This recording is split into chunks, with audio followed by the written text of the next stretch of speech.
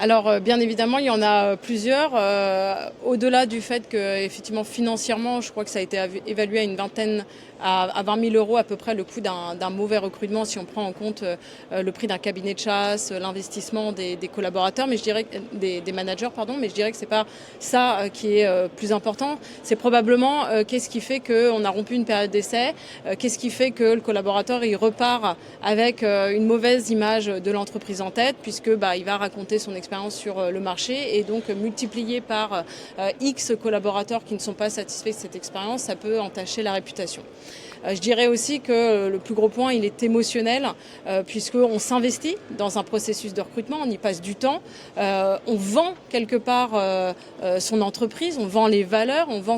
peut-être aussi sa personnalité en tant que manager, on a envie d'y croire, et puis on y consacre beaucoup d'énergie dans la période d'intégration, dans la formation, la transmission à la fois des valeurs mais aussi des éléments techniques du poste, et donc je crois que c'est un engagement qui est quand même assez important pour le manager, et émotionnellement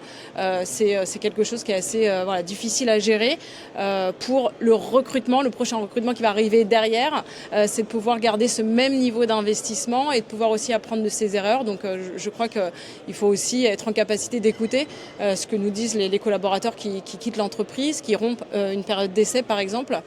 pour pouvoir faire mieux et apprendre de ses erreurs pour pouvoir